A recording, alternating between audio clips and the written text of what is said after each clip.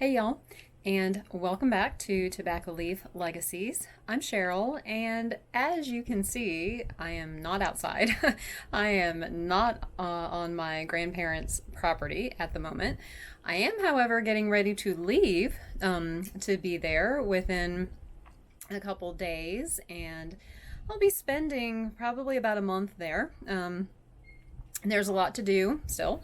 So, I'll be doing more videos and such. I have a couple videos that I want to share with you, and they kind of don't really go with any of the others, so I'm just going to put them together, and that's kind of why I'm doing this little intro video for them. Real talk here, okay? Mental health, I don't know if people are getting tired of hearing that, but let me just tell you that it is very, very important. It has just been in the last few months that I realized that I had some trauma that I had to deal with, mostly from my father's passing. I'm sure there was some from my mom's because I had 3 years of excessive grieving, and that caused some issues, but that's another story. And I had always thought that, trauma was for people that had been in the military, people who had been in seriously abusive situations, what things to me that were extreme.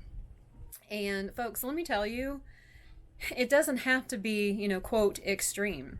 It is how something affects you, and it is how you process it emotionally, or whether you don't.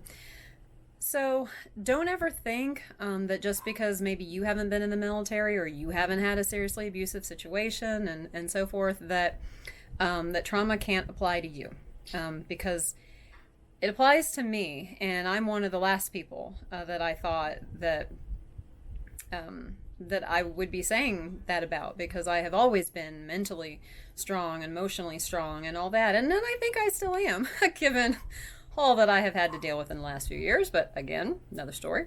So anyway, and so with my channel here that I'm doing, this is not all about, it's not all happy. I mean, this is not a happy situation. It's very sad. It's very, very upsetting. Every time I go up there, I cry and break down numerous times.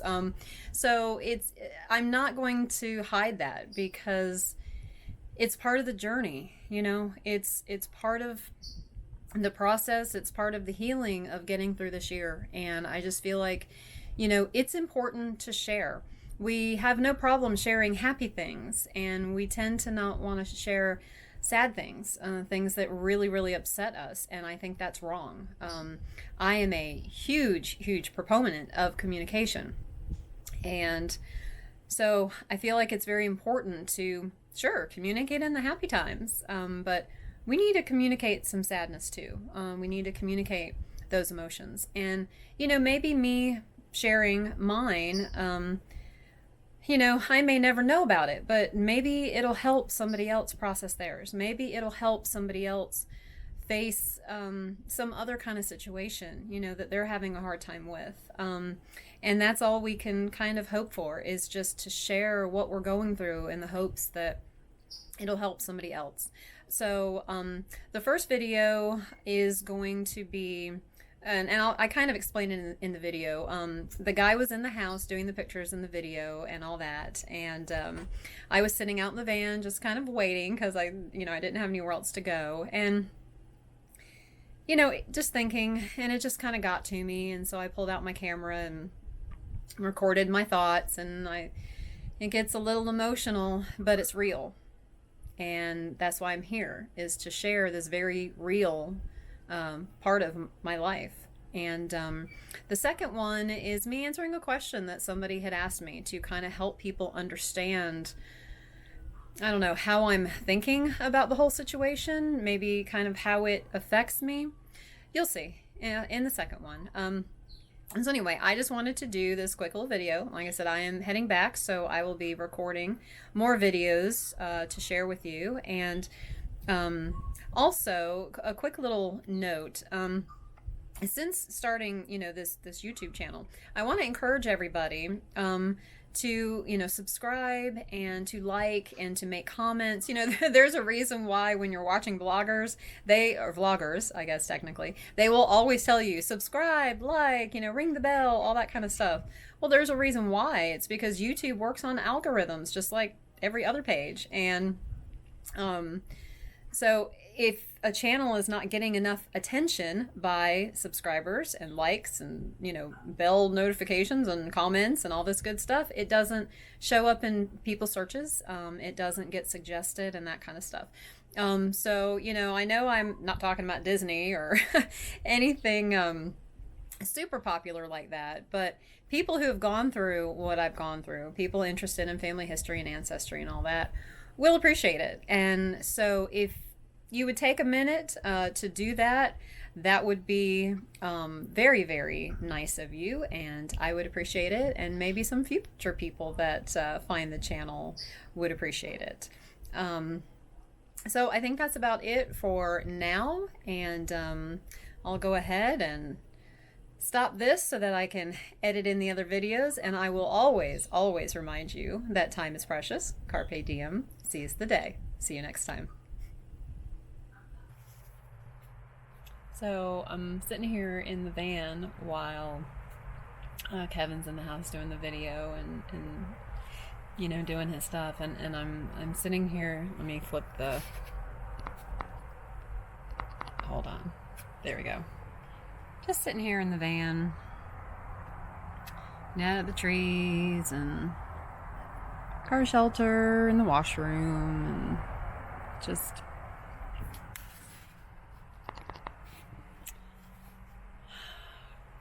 thinking. We're doing the aerial stuff tomorrow, and so I think I'm going to come out here in the morning and kind of stage a little bit like I did in the house. I don't want the buildings all closed or it looks like nobody's here. I want it to look like somebody's here. They're just in the buildings, they're working.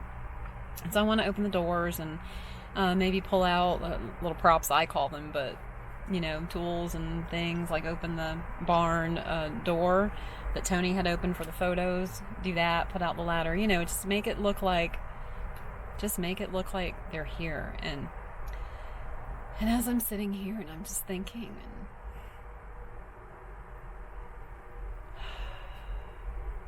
I just don't know how I'm gonna drive away from here. I just don't.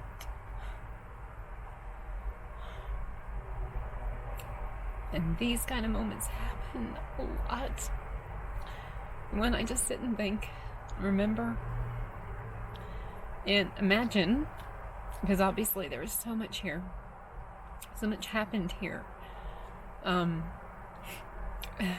way before I came along. And so imagining, Granddaddy and Mama and working, doing all the tobacco, that was a process. Just how many steps they made out here. I mean, they literally put blood, sweat, and tears into all this. I may not have the blood exactly. There's been a lot of sweat, and there's definitely a lot of tears. Because just sitting here, because it just means so much to me. And I may be the only one that it means this much to. Or maybe I'm the main one that is just so expressive about it. I know it means a lot to Tony. It means a lot to Tony more so, when he was younger, more so when it was still, Granddaddy and Mama's and the house was the same as it had been and all that, and before some other things happened, but that's a different story. But I'm so connected here. So connected. I just don't know how I'm going to drive away from it.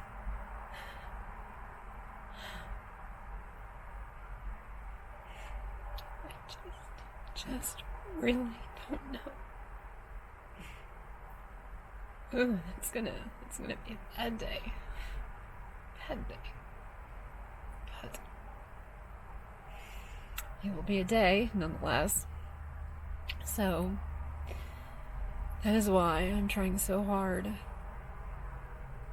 to do all these things to preserve everything that I can.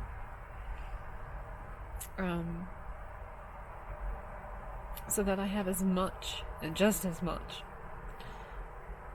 still with me when I do drive away as I can possibly have. Mentally, as far as memories. Physically, as far as all my stuff and the furniture and a lot of architectural stuff in the house. I've taken so much out of the house. Oh my gosh. To put in what will be, the mountain house. So I'll have that. And then, of course, digitally, I guess, all the photos and all the video and just everything. I just, if I'm the only person that enjoys it for the rest of my life, it'll all be worth it. It'll all be worth it.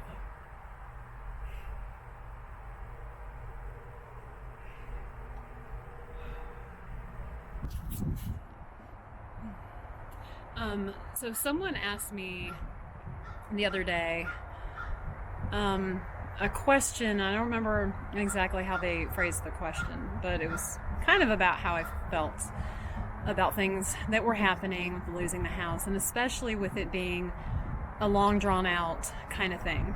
And after losing Mom and watching that process, the best explanation that I can give, and if you have lost somebody, if you have been through that process, you will understand exactly what I'm saying 100%. What I'm in right now is like watching somebody die.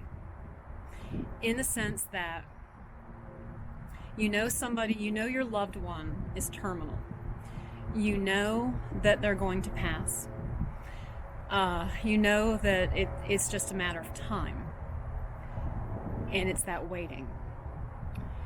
And among some other things, that's what's kind of so cruel about this process, and just the process in general of losing folks.